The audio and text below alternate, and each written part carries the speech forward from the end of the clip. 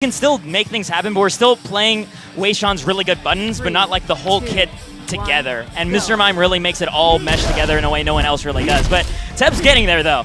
Teb already finds that first opening and gets himself a nice juggle, and this is where things start going really sour for Xana. Just once the juggles start begin, actually on either side of this matchup.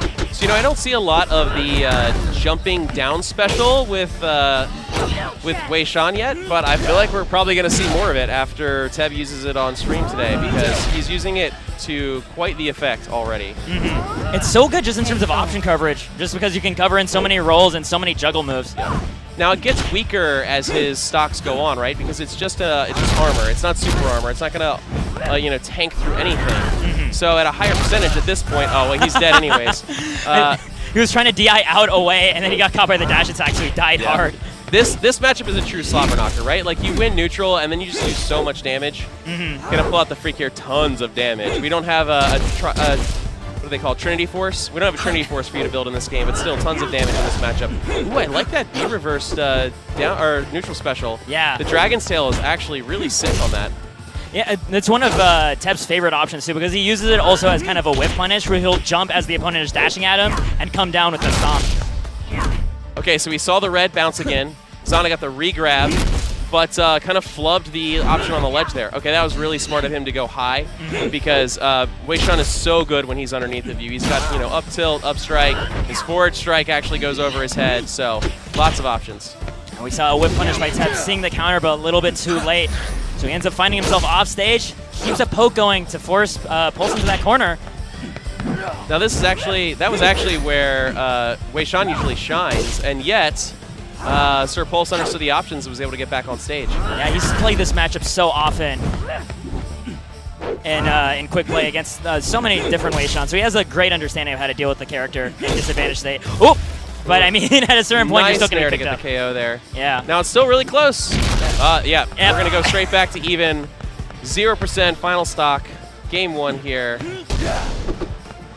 Trying to get that little frame trap with jabs right after the Dragon Tail. I actually think Cryo Station is the right neutral pick here for these two characters. It gives both of them some movement options.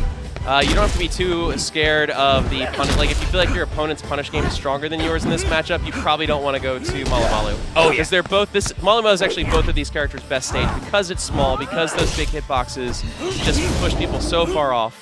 Oh, there's the use of it! He's going to find the Nair, not going to kill, but still sets him up very nicely again in this corner. He just wants to keep oppressing with the very tip of that spear. Oh, I love the pivot grab there. Oh, he just gets the forward there. That's going to get it. SirPulse takes game 1 really close. Again, we said we were going to have a slobber knocker, and here we are. Just trading stocks back and forth, super high percentage, going in at it. So this is loser semi, so it's still a best of 3. We're going to get a stage ban here. Banning Wave Dash Arena, I guess it's just a stage that SirPulse isn't feeling. I suppose so. I'll have to ask him about why later. Going back into Cryo Station. This feels like the classic, like pick the same stage over and over again. You feel like it was close enough and you could have won it. Maybe it was an execution error why you lost. Yeah.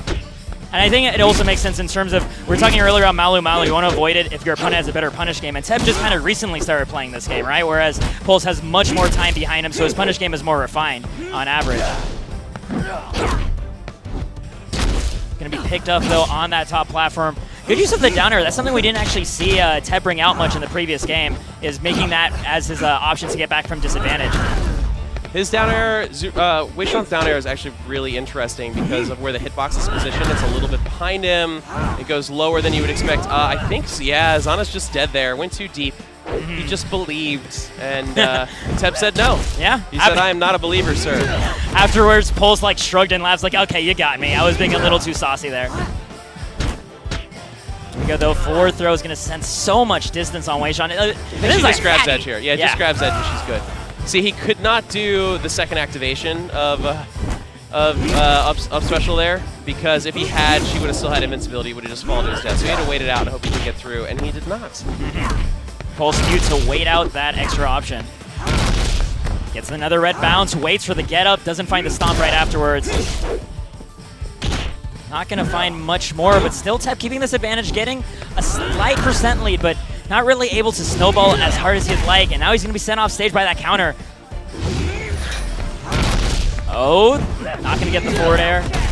another opportunity. Just these counters coming up by SirPulse, perfectly timed to deal with his recovery, and then getting that edge guard right afterwards. Yeah, Teb's really got to stop using the second activation when he's clearly going to get back to stage, right? The only reason why that's working is because he's using the second activation. In an instance where like you're just not going to get back to stage, yes, or you want to threaten their edge guard while they're hanging on the ledge or something, their edge hog, yes, use it. But right now, Xana's counter is just owning him when he's trying to get back to the stage like that, and he's got to stop. Nice back air there. Gonna bring it even? Oh, no. He should have just grabbed ledge. Yeah, I think he was looking for maybe a lower recovery angle or should have snapped the ledge just beforehand, but he still take it with the forward air. Took care of it, yeah. Yeah. Forward air's got good range, good KO percentage to get the tip. Oh, but the DI in saves Teb just barely.